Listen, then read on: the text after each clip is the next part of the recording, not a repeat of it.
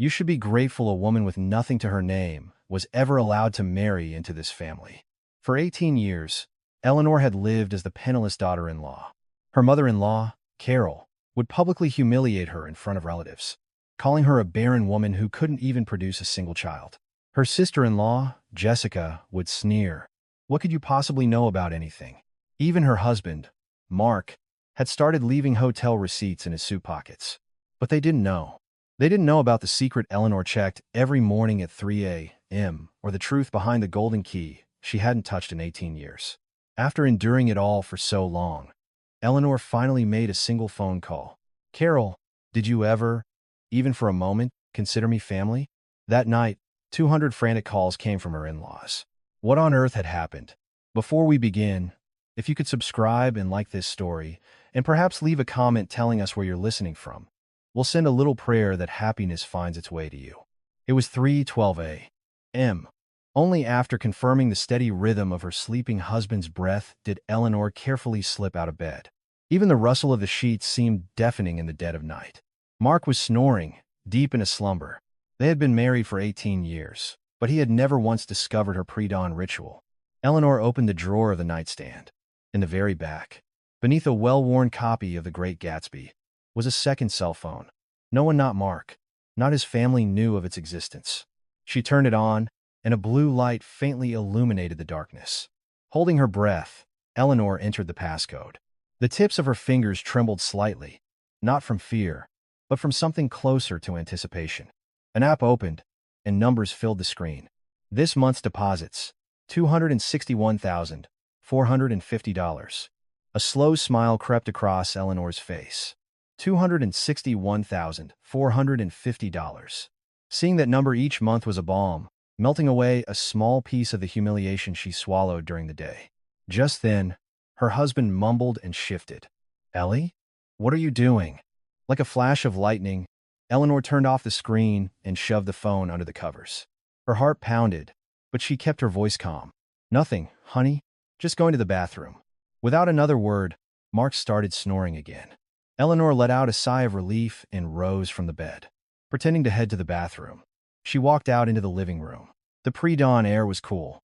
She stood by the window, looking up at the dark sky. 18 years. It had been 18 years since she married into this family. 18 years she had carried this secret. She was 27 when she got married. Now she was 45. Half her life had been dedicated to this marriage. And for all those years, Eleanor had lived as an office manager for a small firm in Queens, making $45,000 a year. At least, that's what everyone thought. Eleanor pulled out the secret phone again and looked at the screen. Midtown Manhattan office tower. Monthly rental income, $1.2 million. Soho retail building monthly rental income, $800,000. Greenwich Village commercial property, monthly rental income, $600,000. Real estate valued at a total of $850 million was all in Eleanor's name. Only two people in the world knew this fact: Eleanor herself and her late grandmother's longtime friend and attorney, Arthur Pierce. And she intended to keep this secret buried just a little while longer. Just then, her regular phone buzzed. It was her work phone. Seeing the name on the screen, Eleanor's expression hardened. Carol. A call from her mother-in-law at 3:30 a.m. was never a good sign. After a moment's hesitation, she answered. "Hello? Get over here tomorrow." Carol's voice was cold and demanding. As always, no greeting, no pleasantries. The same tone she'd used for 18 years. "Tomorrow? Is something wrong? Just be here. Come for lunch." Click. The call ended abruptly. Eleanor stared at the black screen for a long moment. A familiar heaviness settled in her chest. It was always like this. A single call from her mother-in-law could shatter any peace she had. Eleanor walked over to a display cabinet and opened a drawer. Inside was an old manila envelope and a single golden key. Her name was written on the envelope in her grandmother's elegant cursive. Eleanor picked up the key, the cool metal pressed into her palm. It was the key to a private vault in her Manhattan tower, the last thing her grandmother had given her before she passed away. Just a little longer, Eleanor whispered to herself. Though she was alone, her voice was firm, as if making a solemn promise. Her grandmother had always told her, "Eleanor, honey, a person's true colors show when times are tough." How they treat you when they think you have nothing, that's who they really are. So, Eleanor had everything. Her $850 million fortune, her CPA license, her true self. And for 18 years, she had watched the true colors of her in-laws reveal themselves. The results were devastating. Her mother-in-law treated her like a servant. Her sister-in-law treated her with mockery and contempt. And her husband, Mark, watched it all happen and never once, not a single time, took her side. Eleanor placed the key back in the envelope and closed the drawer. Outside, the first faint light of dawn was beginning to break. "You still have no idea, do you, Carol?" Eleanor said, gazing out the window. A strange light flickered in her eyes, not sadness, not anger, but the resilient strength of someone who had endured for far too long. "You have no idea who owns that restaurant, or how much I've given you over the last 18 years. Eleanor allowed herself a small, quiet smile. The Greenwich Village restaurant that her mother-in-law had operated rent-free for 18 years. That building also belonged to Eleanor. In unpaid rent, it amounted to over $4.7 million. "You'll find out soon enough," she murmured. Very soon. In the dim light of dawn, Eleanor's silhouette was a long shadow against the window. It looked small and frail, yet there was an undeniable strength to it. Morning would come soon, and Eleanor would once again put on the face of an ordinary office manager and head to her in-laws' house in Queens. But today, her steps felt a little lighter, because she could finally see the end. The day when her 18-year-old secret would finally come out into the open was no longer so far away. The next day at noon, Eleanor arrived at her in-laws' home. It was a walk-up in an old brick building in Queens, a 3-story climb she had been making for 18 years. Her steps always felt heavy on these stairs, and it wasn't because of the physical exertion. It was the crushing certainty of what awaited her inside. The moment she rang the bell, the door flew open. It was Carol. "You're finally here," I said. "Lunch. That means you should be here before noon." She glanced at her watch. It was 12:03. Eleanor simply bowed her head. "Hello, Carol." Her mother-in-law turned and walked back into the living room without a word. Eleanor neatly placed her shoes by the door and followed. On the sofa, her sister-in-law, Jessica, sat with her legs crossed, scrolling on her phone. "Oh, hey, Ellie," Jessica said without looking up, her eyes still glued to the screen. "Jessica, how have you been?" "Fine, I guess." That was the extent of their conversation. Eleanor went to the kitchen and tied on an apron. It was always like this when she came here. Her greetings were barely finished before she was expected in the kitchen, a habit ingrained over 18 years. "What should I make for lunch?" Eleanor asked, opening the refrigerator. Carol yelled from the living room. "Make your pot roast." Jessica said she's craving it. "Okay, I will." Eleanor silently began pulling out the ingredients. The roast was deep in the freezer, and she had to chop all the vegetables from scratch. As she worked, the sound of the television and laughter drifted in from the living room. About half an hour later, as the pot roast was simmering and filling the apartment with a rich aroma, the front door opened. "I'm home." It was her husband, Mark. Eleanor peeked out from the kitchen. "Welcome home." Mark glanced at her briefly before heading straight to the living room. He sat down next to his mother and turned his attention to the TV. "Mom, is lunch ready yet? Your wife is making it. Just wait a minute." Eleanor set the table. The pot roast, mashed potatoes, green beans, and 4 plates. She carried the heavy serving dishes into the living room. But no one offered to help. "Lunch is ready." The 4 of them sat down. Carol picked up her fork first, and only then did the others begin to eat. As Eleanor took a bite, she felt her mother-in-law's eyes on her. "Eleanor." "Yes." "Carol, how much are you making these days?" The question came out of nowhere. Eleanor paused, her fork halfway to her mouth. "It's about $45,000 a year." $45,000? "You've been there for 18 years, and that's all you make." Carol's voice was laced with scorn. Jessica snickered. "Wow, Ellie, you really can't do anything right, can you? 18 years at the same company, and you're still just an office manager." Eleanor didn't answer. She just chewed her food. Carol picked at her roast and continued. "You came into this family with nothing.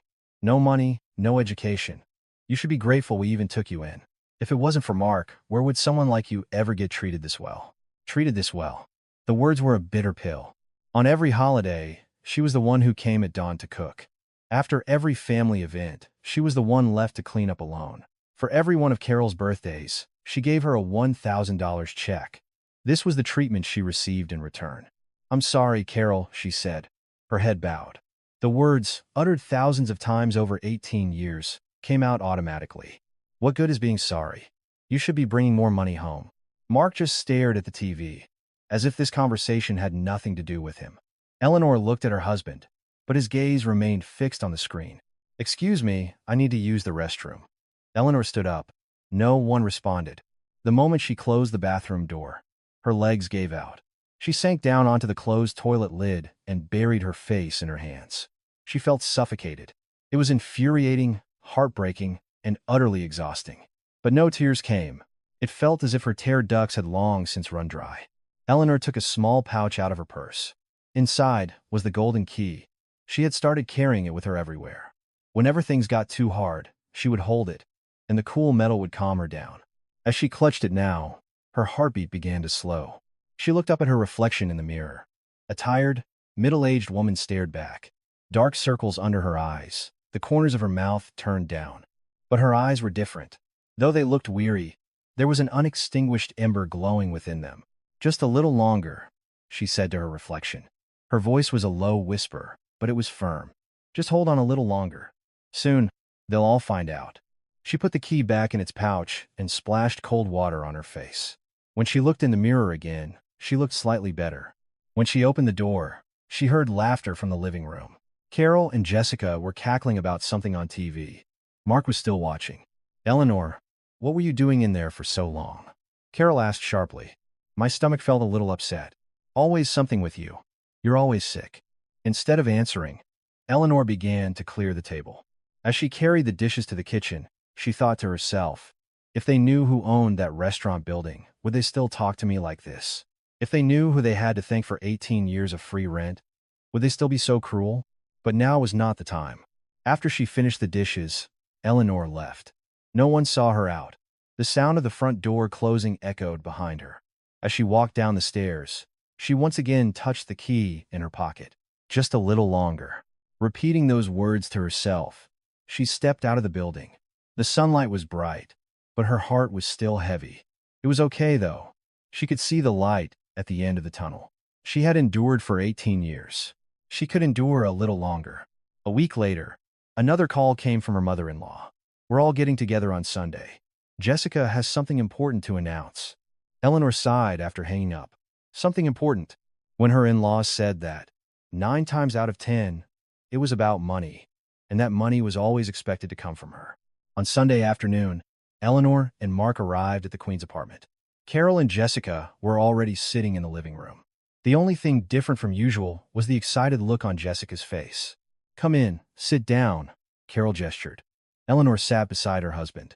A laptop was open on the coffee table, displaying a photo of a chic, modern cafe. "All right, Jessica, go ahead," Carol said, looking at her daughter. Jessica shot up from her seat as if she were about to give a presentation. Her voice filled with energy. "Mark, Ellie, I've finally decided. I'm going to open my own dessert cafe." Mark nodded. "Oh, yeah? That's a great idea, right? Dessert cafes are huge right now, especially in Soho. It's the hottest spot." Jessica turned the laptop towards Eleanor. The screen now showed a picture of a 3-story commercial building with a clean facade and large glass windows. Eleanor's breath caught in her throat. The Soho Retail Building. Market value, $190 million. Monthly rental income, $800,000. It was her building. A spot just opened up on the ground floor here. The rent is $18,000 a month, but with the security deposit and build-out costs, I'll need about $500,000 to get started," Jessica explained, her voice buzzing with excitement. Eleanor bit her lip hard to keep her expression neutral. Her heart was racing. "So, about that," Carol said, looking directly at Eleanor.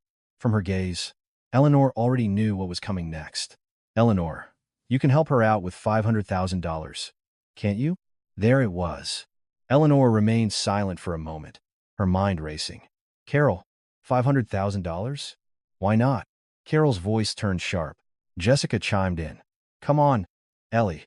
You've been working for 18 years. You must have some savings. We're family. You're supposed to help." Eleanor looked at her husband. Mark avoided her gaze and cleared his throat. Ellie, you could just dip into your 401. We're family. Why are you being like this? Her husband was on their side.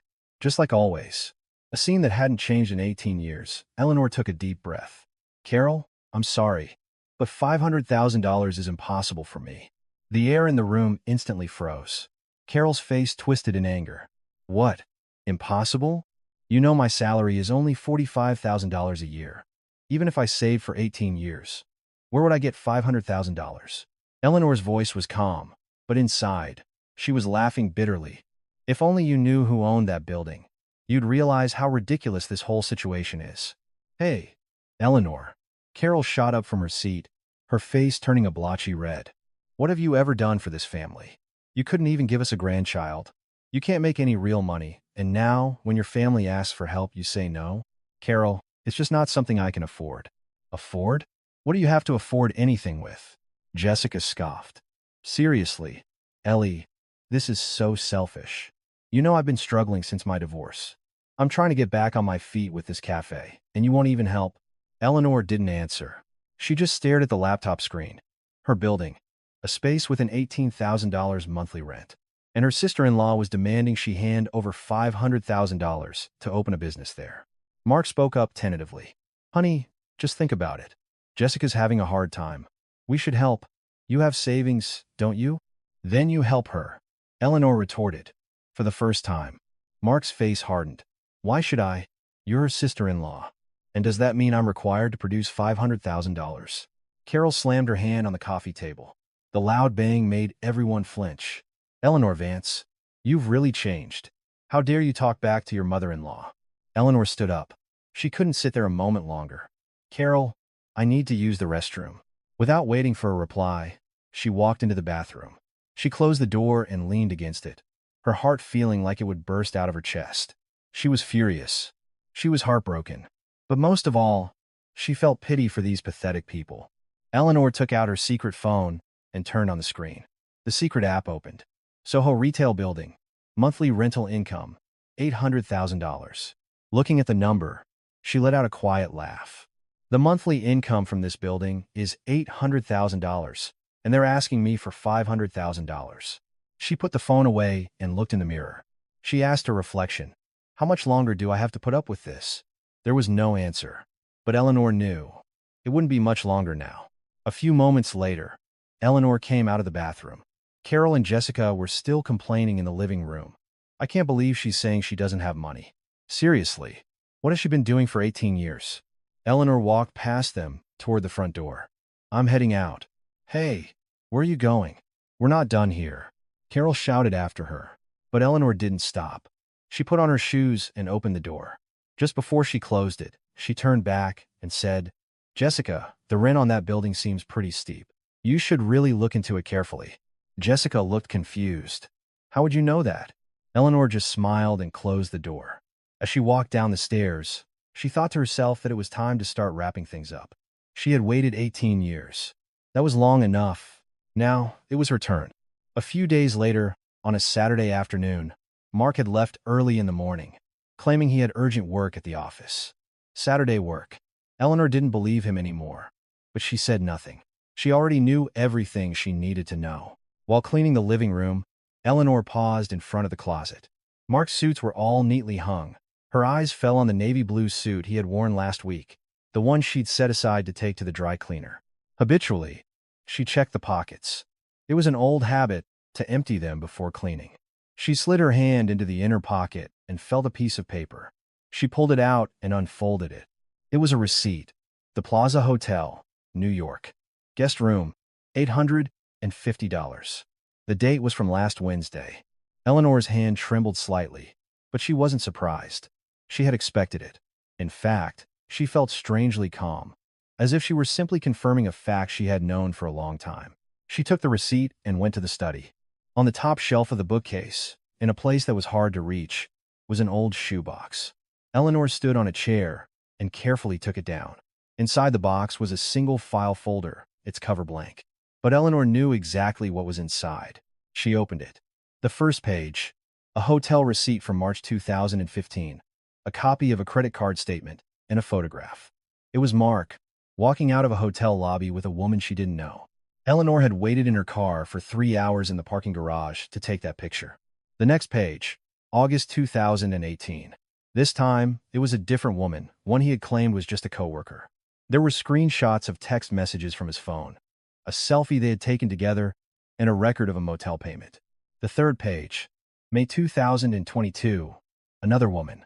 This one was a client from a vendor company. On a day, he claimed he was on a business trip. Eleanor had followed him herself and gathered the evidence. A picture of them walking side by side from behind, entering the same boutique hotel, and another of them leaving together the next morning. Eleanor slipped the new receipt into the back of the file. The fourth one, January 2025. The fourth affair. The file was getting thicker. 10 years ago, when she first started this file, she never imagined it would come to this. The first time, she had wanted to believe it was a one-time mistake, that he wouldn't do it again. She had lied to herself. When the second affair was discovered, they had already been married for over a decade. She endured it then, too. It seemed easier to just pretend she didn't know. But when she confirmed the third, Eleanor finally understood. This man would never change. And her endurance wasn't love. It was just a habit. From that moment on, she began to prepare. For the day that would eventually come, she meticulously gathered evidence that he could never escape. Eleanor turned on her laptop and checked Mark's credit card statements. It was a joint account, so she could see all the transactions. She scanned the last 3 months. The Plaza Hotel, New York, January 8, January 15, January 22. The same hotel, 3 times. Looking further back, she saw 3 more charges in December, a total of 6 times. Eleanor took a screenshot of the statement and added it to her digital file. Then she started searching for the name of his new coworker. Having a CPA license came in handy. Tracking numbers was her specialty. She found the company's organizational chart and searched for recent photos from office parties on social media. And then she found her. Isabel Reed, 28, a junior associate at Mark's firm. In the photos, she was sitting right next to Mark, laughing brightly, looking at him with a gaze that Eleanor instantly recognized was not that of a simple colleague. Eleanor checked Isabel's social media. Among her public posts was a photo from a hotel lobby. The date was January 15th, a perfect match with Mark's credit card charge. Eleanor saved the photo. The file grew thicker by 1 more page. She closed the laptop and stared out the window. The sun was setting, painting the sky in shades of orange. She felt empty. Emptiness came before the anger. The last 18 years flashed before her eyes. Married at 27, now 45. She had given her entire youth to this marriage. In that time, her husband had cheated on her 4 times, and his family had treated her like a servant. And through it all, she had lived as a $45,000 a year office manager, hiding an $850 million fortune. What had it all been for? Why had she endured so much? Eleanor opened the file again and slowly flipped through the pages. 2015, 2018, 2022, and now 2025. 10 years of records. Her grandmother's words came back to her. Eleanor, honey, a person's true colors show when they think you have nothing. Her grandmother had told her to hide her wealth to see how people would truly treat her. The results were clear. Her husband had betrayed her 4 times, and his family had abused her for 18 years. There was nothing more to confirm. Closing the file, Eleanor murmured, 4 times is enough. Her voice was low but solid. There was no more wavering.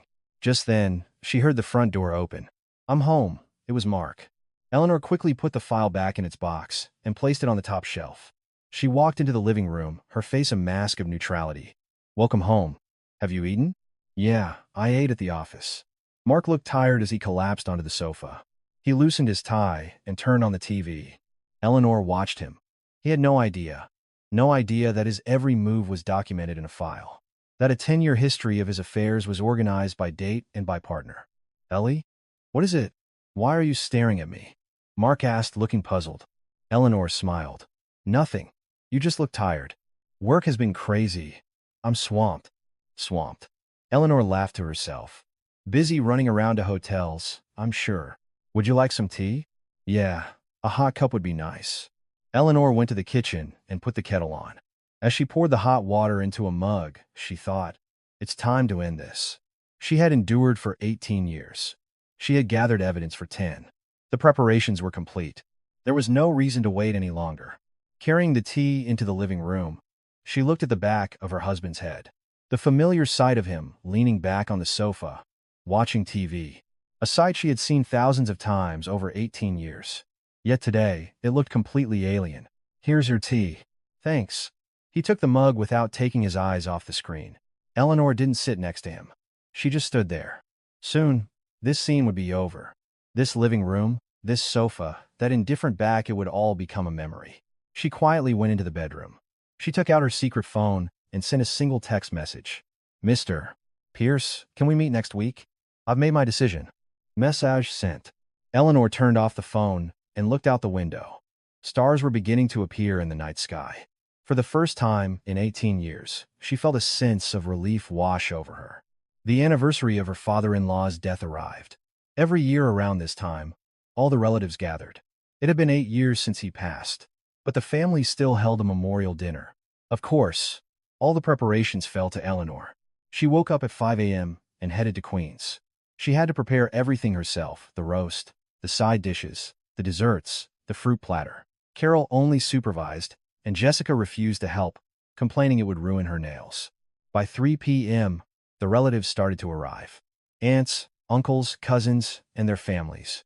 The living room was packed with over 15 people. "Eleanor, dear, it's been a while. You look so tired," one of the aunts remarked, looking her up and down. It wasn't a look of concern, but of judgment. "Hello, Aunt Susan." Eleanor bowed her head in greeting. As she moved through the crowd, greeting everyone, her husband was in the living room chatting with his cousins. He showed no intention of helping her. Just as the food was nearly ready, Carol stood in the middle of the living room. "Everyone, listen up for a moment. Jessica has something to say." All eyes turned to Jessica. She stood up, a look of excitement on her face. Eleanor watched from the kitchen. A sense of dread washed over her. "I have an announcement to make," Jessica said, her voice full of confidence. "I'm preparing to open my own dessert cafe.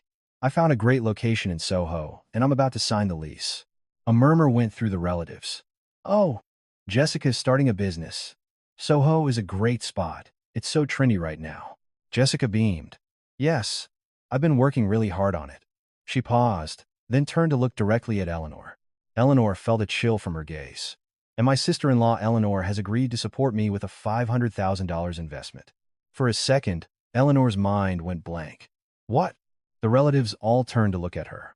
Their faces were a mix of surprise, admiration, and whispers. "Wow, Eleanor, that's amazing. What a wonderful sister-in-law. Helping out with $500,000. Mark is a lucky man. He married a good woman." Eleanor stood frozen. Agreed to support her with $500,000. When? She had clearly refused. What on earth was Jessica talking about? "Wait a minute." Eleanor stepped out of the kitchen and into the living room. Her voice trembled. "I never said that." The room fell silent. Jessica's face hardened, and Carol's eyes flashed with anger.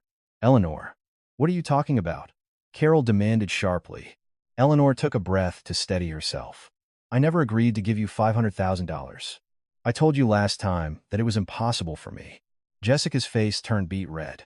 "Ellie, what are you doing? Are you trying to embarrass me in front of everyone?" "I'm not trying to embarrass you. I'm telling the truth. I don't have that kind of money." The relatives started whispering among themselves. An awkward silence filled the room. Suddenly, Carol shot up, her face flushed with rage. "Eleanor Vance," she bellowed, her voice echoing through the apartment. The relatives flinched.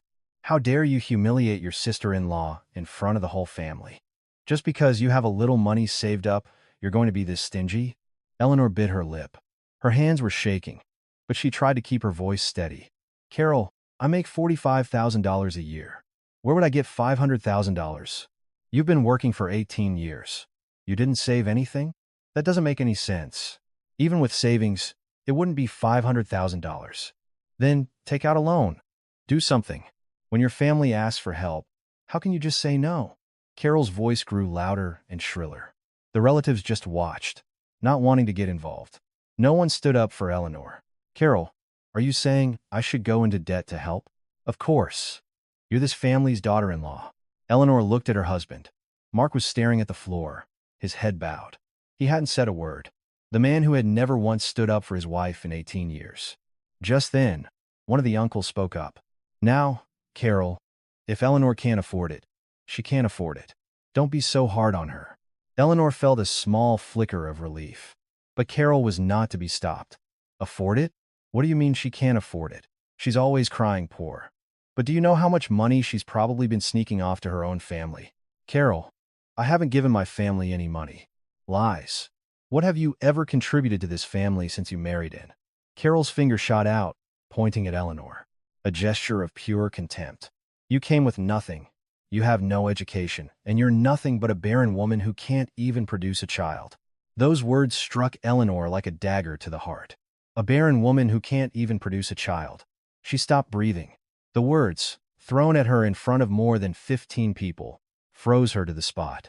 The truth was, their inability to have children wasn't her fault. Early in their marriage, they had both been tested, and the problem was with her husband. But Carol, knowing this fact, chose to ignore it. Instead, she had spent 18 years blaming and wounding her daughter-in-law. Eleanor's hands began to tremble violently. A wave of rage washed over her, but she didn't let it erupt. Not yet. Slowly, she lifted her head. Her eyes had changed. The sadness and pain were gone, replaced by a cold, settled calm. Carol. Eleanor's voice was low but clear. Let me ask you one thing. Carol scowled. What now? Your restaurant. The one in Greenwich Village. How much rent do you pay? The unexpected question left Carol momentarily speechless. What does that have to do with anything? I'm just curious. What's the monthly rent on that building? Rent? We don't pay rent. The owner takes care of it. I see. Eleanor smiled. A smile that no one in the room could understand. That owner must be a very kind person, not collecting a single penny of rent for 18 years. Carol's brow furrowed. What are you trying to say? Nothing. Nothing at all. Eleanor said no more. Instead, she untied her apron and placed it on the table. I'm going to head home now. The food is all ready, so please enjoy. Hey, where do you think you're going? You're not even going to stay for the dinner? Carol shouted, but Eleanor didn't stop. She walked to the front door without looking back. Just before she opened it, she turned around. The entire family was staring at her. Carol and Jessica. Eleanor's voice was quiet, but it carried to every corner of the room. That retail building in Soho and the restaurant in Greenwich Village, you should find out who the owner is. It won't be hard to find. With those words, Eleanor closed the door behind her. As she walked down the stairs, she took a deep breath. Her heart was still pounding, but she had no regrets. She had endured for 18 years. She had lived with her head bowed for 18 years. She wasn't going to do it anymore. Eleanor took out her phone and called Arthur Pierce. Mr. Pierce, it's me. Is there any way we can move our appointment up? Yes. As soon as possible. After hanging up, she looked up at the sky. The sun was setting, painting the clouds in shades of orange. Grandma, I'm finally putting an end to it, she whispered. A faint smile touched her lips. There was no reason to wait any longer. The time had come. The day after the memorial dinner, Eleanor went to work as usual. Last night felt like a dream. She had talked back to her mother-in-law in front of all the relatives and walked out without even staying for the meal. She had done something she hadn't dared to do in 18 years. A text from her husband had arrived in the middle of the night. Mom is furious. You need to come over tomorrow and apologize. Eleanor read the message and put her phone down. Apologize? She had spent 18 years apologizing. She was supposed to apologize again? She had no intention of doing so. It was just after 1 p.m., a little past her lunch break. Eleanor was organizing some files in her office. It was an ordinary day. Then, she saw something flash outside the window. A black sedan had pulled up in front of the building. It wasn't an ordinary car. It was a Mercedes S-Class, its polished body gleaming in the afternoon sun. It looked completely out of place in front of this shabby office building in Queens. Whoa, what's that? Whose car is that? Her coworker mumbled, peering out the window. Other employees started to turn their heads. A buzz went through the office. The driver's door opened, and a chauffeur got out. He respectfully opened the rear passenger door. A man emerged from the car. He was a middle-aged man in a perfectly tailored gray suit. He had silver-streaked hair, sharp eyes, and an air of unmistakable authority. He looked to be in his late 50s. Who is that? I don't know, but he looks important. What's he doing at our company? An audit? While the employees whispered. The man walked into the building. They could see him cross the lobby and get into the elevator. The moment Eleanor saw him, her breath caught. Arthur Pierce, her grandmother's friend of 30 years and the only person who knew her secret. A partner at a major white-shoe law firm. The man who managed her $850 million fortune. Why is he here? Eleanor was stunned. They were supposed to meet in a few days. Why would he suddenly show up in her office? A moment later, the office door opened. "Excuse me, is there an Eleanor Vance here?" It was Arthur's voice. The entire office fell silent. All eyes turned to Eleanor. "Yes, that's me," she said, standing up. Arthur smiled warmly as he approached her desk. "It's been a while. Do you have a moment?" Eleanor nodded and walked out of the office. She could hear her coworkers whispering behind her. Who was that? Does Ellie know him? He's a partner at a huge law firm. I saw his business card. He's famous. Why would someone like that be here for Ellie? Eleanor pretended not to hear and followed Arthur out of the building. He led her to a quiet cafe nearby. It was mostly empty. They sat at a table by the window, and Arthur spoke first. "My apologies for showing up, unannounced, Madam Chairman." Madam Chairman. Hearing that title always felt strange. At work, she was the $45,000 a year office manager. But in front of this man, she was the chairman of an $850 million estate. It felt like living two different lives. "Mr. Pierce, you can't call me that here." "Ah, my apologies. It's become a habit." He smiled sheepishly, but his expression quickly turned serious. "I heard what happened last night. You had an incident with your in-laws." Eleanor was surprised. "How did you know?" "One of my staff manages the Greenwich Village property. Your mother-in-law called the management office last night, demanding to know who the owner of the building was." Eleanor's heart sank. Her mother-in-law was already making moves. What did they tell her? That it was confidential information. But she'll find out soon enough. All she has to do is look up the public property records. Eleanor stared out the window. A mix of emotions washed over her, half fear, half liberation. "Madam Chairman," Arthur said gently. Eleanor turned to look at him. "I believe it's time for you to make a decision." A decision. The word felt heavy in her chest. "Mr. Pierce, it's been 18 years. Eleanor started. But Arthur cut her off. His gaze was earnest. "I have watched for 18 years. I know how you've been treated, how much you've endured. I know, and I'm sure your grandmother in heaven knows as well." Grandma. Hearing her name brought tears to Eleanor's eyes. Her grandmother was everything to her. After her parents died young, she was raised by her grandmother. Her grandmother had made a fortune in business in her youth and left it all to Eleanor. An inheritance of $850 million. But she had left it with one condition. "Eleanor, don't tell anyone about this money. You need to find out if you are loved for who you are or for your money." So Eleanor hid it. Before her marriage and after. For 18 years, she lived as a poor office manager and tested the hearts of her in-laws. The results were devastating. Before she passed, "Your grandmother made a request of me," Arthur continued. "She asked me to watch over you until you found happiness. She said if you weren't being loved, then it was my duty to step in and help you." Tears streamed down Eleanor's face. She tried to wipe them away, but they kept coming. She said that. "Yes. So I, too, have waited for 18 years, hoping that you would find happiness. But," Arthur paused. Then his voice dropped. "The beneficial owner of an $850 million estate has no reason to endure such treatment. You can put an end to it now." Eleanor was silent for a long time. She felt something inside her crumble. The wall of patience she had built over 18 years was beginning to crack. "Mr. Pierce," she said, her voice trembling, "what my grandmother wanted was for me to be loved. Love for myself, not for my money. That's why I live this way, pretending to be poor, pretending to be inadequate, believing that one day they would treat me with genuine affection. And what happened? I was wrong." Eleanor's voice became firm. 18 years, and they never changed. "My husband, my mother-in-law, my sister-in-law, none of them ever loved me. They just ignored me, used me, and hurt me." Arthur nodded. "Which is all the more reason to end it. There is no reason to remain where there is no love." Eleanor wiped her tears and looked at Arthur. "Mr. Pierce, I want to file for divorce." Her voice was calm, but it held the weight of an 18-year decision. Arthur smiled. "An excellent decision. I will do everything in my power to assist you." And, Eleanor continued, her eyes changing. The sadness and resignation were gone, replaced by a steely resolve. The restaurant in Greenwich Village. I haven't collected rent for 18 years. That's correct. At $22,000 a month, that comes to $4,752,000 over 18 years. I want to collect it now. Eleanor's voice was low, but unwavering.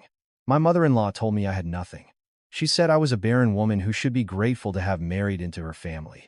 I heard. I'm going to let her know exactly who owns the building she's been operating in for free for 18 years. Arthur opened his briefcase and took out a file. I anticipated this. I've prepared all the relevant documents. The original lease agreement, records of the rent-free period, and a formal demand for future rent payments at market rate. Eleanor took the file. Her fingertips trembled slightly. Thank you, Mr. Pierce. Don't thank me. I'm simply doing my job. Arthur stood up. Madam Chairman, it is time for you to live as yourself. As the owner of an $850 million fortune. Eleanor stood up as well. Sunlight streamed through the cafe window. For 18 years, she had lived in hiding. Now, it was time to step into the light. Mr. Pierce. Yes? Please tell my grandmother. If she's watching from heaven.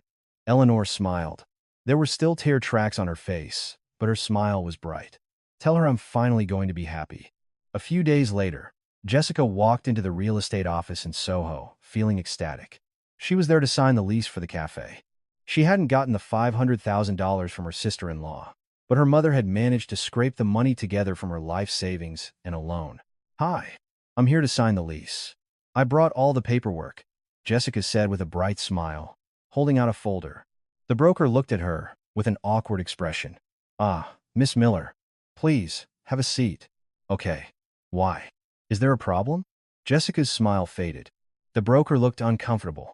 Well, it seems that leasing the space will not be possible. What? What do you mean? You told me it was available. That's what I thought. But the building owner contacted us directly. They said they have no plans to lease that unit. Jessica's eyes widened. No plans to lease it? What does that mean? You told me it was vacant. I thought it was, but the owner called me personally. They said that unit will remain empty for the foreseeable future. Jessica's face turned red with anger. All her preparations for the last month were about to go up in smoke. The owner? Who is the owner? I'll talk to them myself. I'm sorry. I can't disclose that information. It's private. Are you serious? I have the money right here. And you're suddenly telling me no? Jessica's voice rose. The broker held up his hands. It's no use getting angry with me. It's the owner's decision. You might have better luck contacting the building management office directly. Fuming, Jessica stormed out of the office. She immediately took out her phone and searched for the management office's number, her fingers trembling with rage. Hello, Soho Commercial Management, she snapped as soon as someone answered.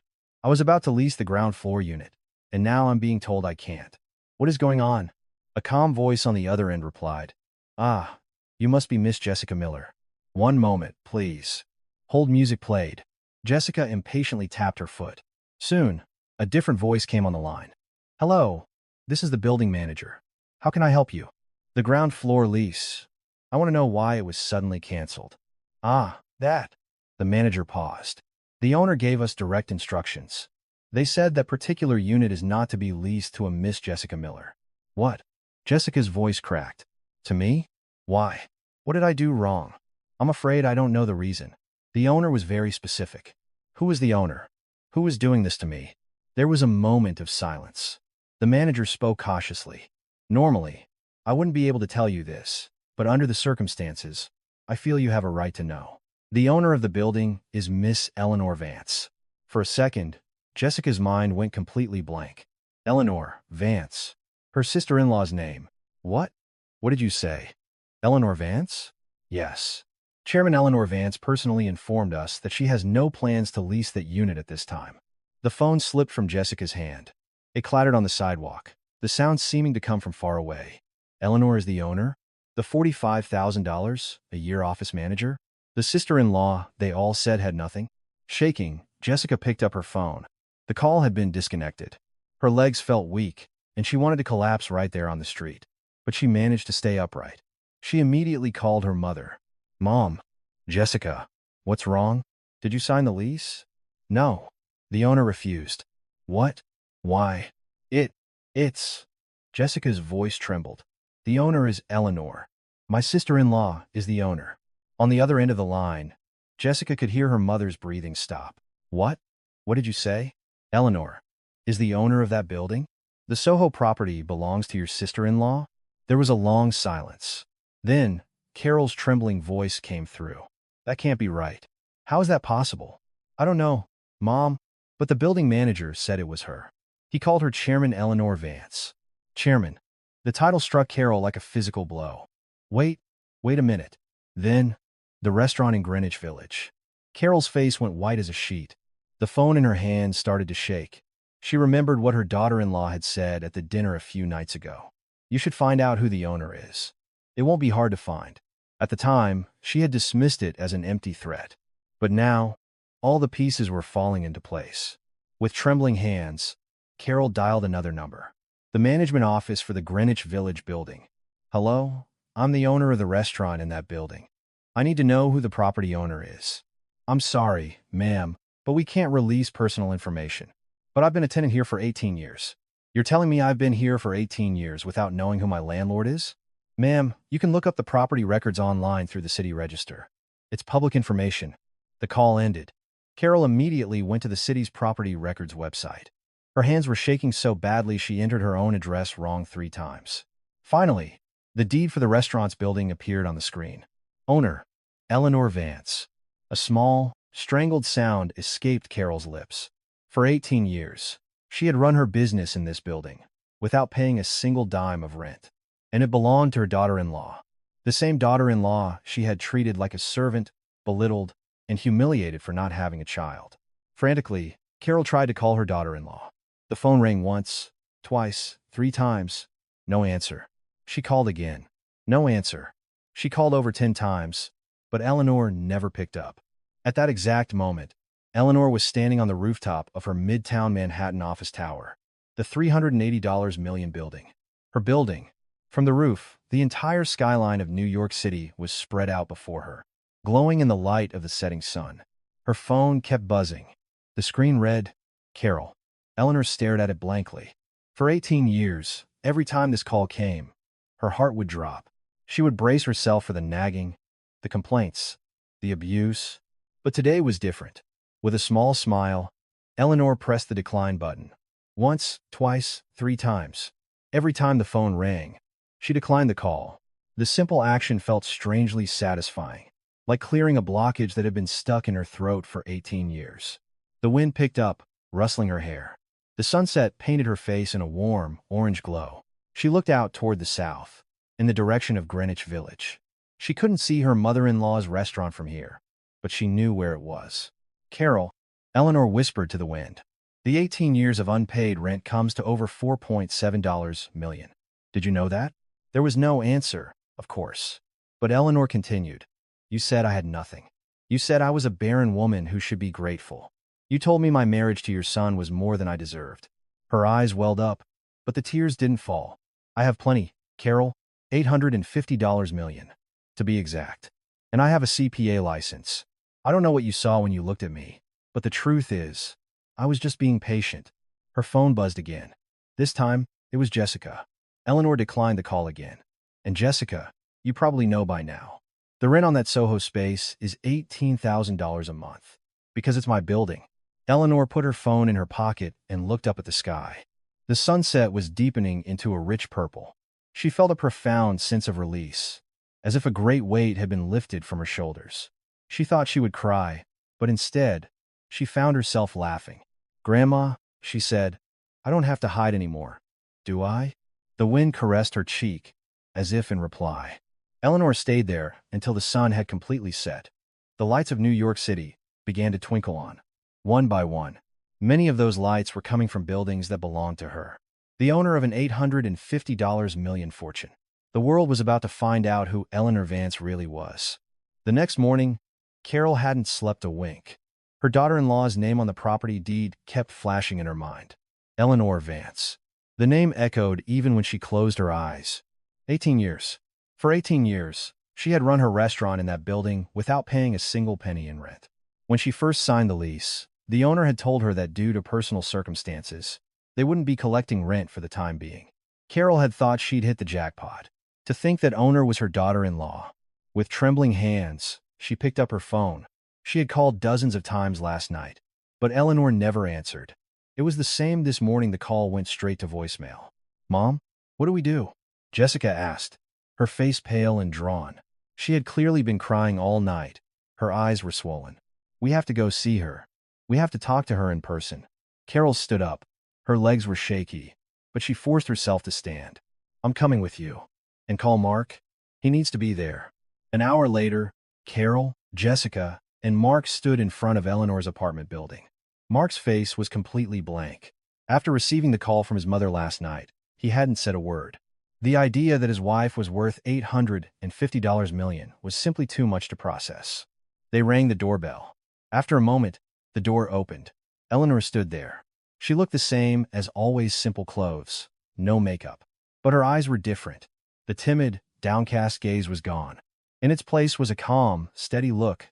"You're here," Eleanor said, her voice even. There was no surprise, no panic. "Come in." She held the door open. Carol, Jessica, and Mark cautiously stepped inside. They sat in the living room, but no one spoke first. A strange tension filled the air. In the past, Carol would have been the first to start shouting. But today was different. The power dynamic had completely shifted. Carol was the first to speak. "Eleanor," her voice trembled. It was the first time in 18 years she had said her daughter-in-law's name properly. Usually, it was "hey" or "you." "Those buildings, are they really yours?" Eleanor nodded. "Yes." "They're mine." "The restaurant in Greenwich Village?" "Yes." "And the building in Soho?" "Yes." "And the office tower in Midtown?" Carol's face contorted. Her lips quivered. "How? How much is it all worth?" "The current market value is around $850 million. $850 million. The number hung in the air like a physical weight. Jessica let out a choked laugh. Mark still looked completely dazed. "It's a lie," Jessica mumbled. "It has to be a lie. How could you have $850 million? It's impossible."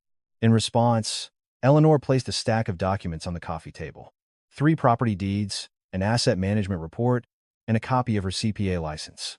"See for yourself. It's all in my name." Jessica's shaking hand reached for the papers. The name on the deeds was unmistakably Eleanor Vance. Her CPA license had the same name. "How?" Jessica's voice was barely a whisper. Eleanor explained calmly. "It was an inheritance from my grandmother. She was a very successful businesswoman in her younger days. She left everything to me before she passed." "Then why did you hide it?" Carol asked sharply. But there was no menace in her voice, only desperation. "Why did you hide it for 18 years? Eleanor looked directly at her mother-in-law. "It was my grandmother's last wish. She wanted me to find out if I was loved for who I am or for my money. So I hid it. For 18 years. Carol's face fell. Eleanor continued. "And you all know the results of that experiment, don't you? How you treated me for 18 years, thinking I was poor. That was... You said I had nothing. You said I was a barren woman who should be grateful to have married into your family. You said that in front of all our relatives." Carol couldn't speak. She had nothing to say. Those were her exact words. Eleanor produced one more document. "Carol, do you know what the market rent is for your restaurant?" "Rent? It's $22,000 a month, based on the surrounding area." Carol's eyes widened. Eleanor calmly did the math. "That's $264,000 a year. Over 18 years. That comes to $4,752,000. $4.7 million. Hearing that number, Carol swayed. "I gave you over $4.7 million, Carol, by not collecting rent. And what did you give me in return? Abuse? Humiliation?" Eleanor's voice was still calm, but it was filled with 18 years of pain. Carol's knees buckled. She collapsed onto the floor. "Eleanor," she sobbed, her voice shaking. "I'm sorry. I was wrong. Please, forgive me." Jessica immediately dropped to her knees beside her mother. "Ellie, I was wrong too. Please, just give us one more chance." Eleanor looked down at the 2 kneeling figures. A complex mix of emotions washed over her. This was the scene she had imagined for 18 years. She had thought that when the truth came out, they would kneel and beg, and that she would feel triumphant. But looking at them now, she felt no triumph, only a profound emptiness. The last 18 years flashed before her eyes. The thousands of insults, the constant disregard, the countless humiliations. Every holiday, she had woken up at dawn to cook. Carol had never once said thank you. Instead, it was always, "Why does this taste like this? Can't you do anything right?" No one wished her a happy birthday or a happy anniversary. Instead, they just sneered about what she could possibly afford on her meager salary. And then, the words from a few days ago, in front of everyone, a barren woman. Eleanor's gaze turned to ice. "Carol," she said in a low voice, "forgiveness? That's something I never received from you in 18 years. Carol looked up, tears streaming down her face. "Eleanor, please, I was wrong. I'll never do it again." "Never again?" Eleanor let out a bitter laugh. "Carol, if I were still poor, you would have treated me that way for the rest of my life. You're not asking for forgiveness because you're truly sorry. You're asking because you found out I'm rich." Carol couldn't say a word. It was the undeniable truth. Eleanor turned her gaze to her husband. Mark was still sitting there, stunned into silence.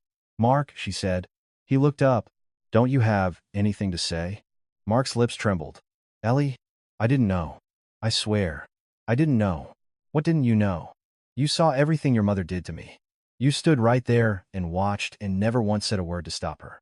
And you?" Eleanor's gaze grew even colder. "The hotel receipts? From the plaza? Do you remember?" The color drained from Mark's face. That was... I've known for 10 years. I have a file. 4 times, Mark. 4 times you cheated on me." "Ellie, I'm divorcing you," she said, her voice flat. Mark shot up from his seat. "Divorce? No, Ellie. Wait. Let's talk about this. I messed up. It was all my fault. It's 18 years too late." Eleanor stood up. She looked at her kneeling mother-in-law and sister-in-law, and at her frantic husband. "I'm going to live my own life now. I'm done enduring." She walked to the front door. She opened it and turned back. "And Carol, my lawyer will be in touch regarding the lease for the restaurant. You can either sign a new lease at the full market rate, or you can vacate the premises. The choice is yours." "Eleanor." Carol cried out her name like a scream. But Eleanor didn't answer. The door closed. Eleanor took the elevator down to the lobby. She walked out of the building and into the sunlight. A spring breeze touched her face. She took a deep, cleansing breath. She felt liberated, as if she had finally set down a burden she had been carrying for 18 years. This was the real beginning. The divorce papers were filed a week later. At the New York County Family Court, Eleanor walked up the steps beside Arthur Pierce. The spring air was warm, but Eleanor's expression was firm. There was no hesitation, no doubt. These were steps she had been preparing to take for 18 years. "Are you scarred? Are you nervous?" Arthur asked. Eleanor shook her head. "No, I actually feel at peace. I haven't felt this clear-headed in a long time." As they entered the courthouse lobby, she saw Mark on the other side. He was wearing a suit, but his tie was crooked, and he looked like he hadn't slept in days. His lawyer stood next to him, shuffling through papers. Mark saw Eleanor and rushed over. "Ellie, please. It's not too late to withdraw this. I was wrong. It was all my fault." Eleanor looked at him. The man she had once loved. She remembered the day he had proposed to her, 18 years ago, his face beaming. She had believed he was sincere. "It's too late, Mark." She said it calmly and turned away. Mark's face crumpled, but she didn't look back. They sat across from each other in the mediation room. The judge looked over the documents, glancing from one side to the other. "Plaintiff's counsel, you may begin." Arthur stood up. "Your Honor, the defendant, Mark Miller, has committed adultery on 4 separate occasions during the 18-year marriage." Arthur opened the first file folder. Inside was the evidence Eleanor had collected for a decade. Exhibit A, March 2015, the first affair. We have hotel receipts, credit card statements, and photographs from the scene. The documents were placed before the judge. Exhibit B, August 2018, the second affair. With a co-worker, we have text message conversations, photographs, and records of hotel payments. A second stack of papers was presented. Exhibit C, May 2022, the third affair with a client. We have evidence of a fabricated business trip, photos of them entering a hotel together, and photos of them leaving the next morning. A third stack. And Exhibit D, January 2025, the fourth affair with a junior associate from his firm. We have credit card statements showing 6 stays at the Plaza Hotel over a 3-month period, and a corresponding photo from the other party's social media, taken in the hotel lobby on one of the same dates. As the fourth file was presented, the color drained from the face of Mark's lawyer. "How?" he mumbled, stunned. Mark kept his head bowed, not saying a word. Arthur continued. Furthermore, during the marriage, the defendant stood by while his spouse endured continuous emotional abuse from his family. This includes repeated verbal abuse from his mother, financial pressure from his sister, and public humiliation at family gatherings, all of which the defendant condoned through his inaction for 18 years. The judge looked at Mark's side. Defendant's counsel. "Do you have a rebuttal?" Mark's lawyer fumbled with his papers, but he had nothing to say. The evidence was too perfect. 10 years of records, organized by date and by person, left no room for denial. Then, Arthur produced one more thing. "Finally, Your Honor, we would like to address the defendant's hidden assets." Mark's head shot up. His eyes widened in shock. The plaintiff, Eleanor Vance, is a licensed CPA. In her review of their finances, she discovered that the defendant has been maintaining a secret offshore account throughout the marriage. The current balance of this account is approximately $300,000. Arthur submitted a new set of documents, account statements, transaction histories, and a detailed analysis of the money trail. These funds, which consist of bonuses and commissions that were not deposited into the joint family account, should be considered marital property and subject to division. Mark jumped to his feet. That's my money. I earned that money." "Sit down," the judge said calmly. Mark was pulled back into his seat by his lawyer. His face beat red. Eleanor watched him silently. There was a time when she might have felt pity for him in this pathetic state. But now, she felt nothing, only a sense of emptiness. The last 18 years flashed by. She had packed his lunch every morning, ironed his shirts, shined his shoes. And all that time, he had been seeing other women, hiding money, and watching as she was abused. The mediation proceeded. Mark's side offered no real defense. The evidence was overwhelming. After about an hour and a half, the judge presented the terms of the settlement. The defendant will pay the plaintiff $100,000 in damages. All marital assets, including the $300,000 from the defendant's hidden account, will be awarded to the plaintiff. Mark's lawyer whispered something to him. Mark, looking defeated, gave a weak nod. "Do both parties agree to these terms?" "Agreed," both sides said at the same time. In that moment, Eleanor felt something inside her unwind. Like a series of tight knots being untied, the pressure that had been building for 18 years finally released. They left the mediation room. In the hallway, Mark blocked her path. "Ellie." His eyes were red and bloodshot. "I really regret it. I don't know why I did it. I think I was crazy." Eleanor looked at him for a long moment. A 47-year-old man. A senior manager. A 4-time adulterer. This was the man she had once loved. "You only regret it because you found out I'm rich. If I were still just a $45,000 a year office manager, would you be regretting it now?" Mark opened his mouth, but no sound came out. Eleanor continued. "When your mother was cruel to me, all I needed was for you to defend me one time. Just once. If you had done that, we wouldn't be here today." Her eyes welled up, but she didn't let the tears fall. She would not cry in front of this man anymore. "Goodbye, Mark." She turned and walked away. When she stepped outside the courthouse, the spring sun was shining brightly. Arthur walked beside her. "Congratulations, Madam Chairman. A complete victory." "Thank you, Mr. Pierce. Also, the matter of the Greenwich Village restaurant has been settled. We sent the notice to vacate today." Eleanor paused. The restaurant. The place her mother-in-law had run for 18 years. The place where she had made her living. All made possible because Eleanor had never collected rent. "If my mother-in-law calls, give her a 3-month grace period. Don't evict her immediately." Arthur looked at her, surprised. "Are you sure? I was her daughter-in-law for 18 years. It's the last courtesy I can offer." Arthur smiled and nodded. "Understood. I'll take care of it." Eleanor started walking again. Cherry blossom petals drifted on the wind, and a few landed on her shoulder. She took the golden key out of her pocket. The key she had carried for 18 years. The key she had clutched in her hand whenever she needed strength. Today, it felt unusually warm. "It's over," she whispered to herself. 18 years of marriage were over. 18 years of endurance were over. And the real Eleanor Vance, hidden for 18 years, had finally emerged into the world. She had no regrets, only one small sadness. If only he had stood up for her, just once, maybe the ending would have been different. But now, it was time to let go of that sadness too. Eleanor put the key back in her pocket and walked on. The spring wind was at her back, gently pushing her forward. It was time to move on. On the day the divorce was finalized, Eleanor stayed home. The $100,000 payment was confirmed.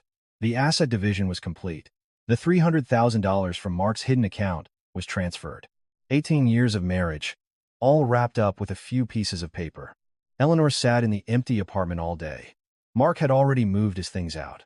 The suits were gone from the closet. The razor was gone from the bathroom sink. Only the empty spot on the sofa where he always left the remote remained. It was quiet, so quiet it felt strange. For 18 years, this apartment had always been filled with sounds. Her husband snoring, her mother-in-law's ringing phone, her sister-in-law's nagging. With those sounds gone, a profound silence enveloped her. Eleanor opened the drawer in the display cabinet. The old envelope and the golden key were still there, just as they had been for 18 years. She picked up the key, the cool metal pressed into her palm. But today, it felt different. In the past, holding this key always made her feel heavy. It was a reminder that the time wasn't right, that she had to endure a little longer.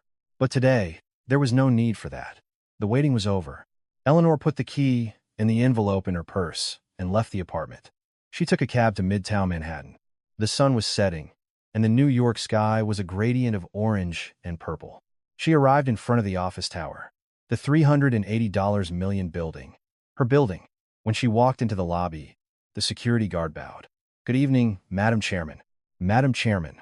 In this building, everyone called her that. But Eleanor had only visited a handful of times, preferring to manage it through Arthur. "May I go up to the rooftop?" "Of course. I'll escort you." They took the elevator to the top floor. When she opened the door to the roof, a gust of wind greeted her. The New York City nightscape spread out before her. A city glittering with millions of lights. Somewhere among those lights was the restaurant in Greenwich Village and the retail building in Soho. All of them, hers.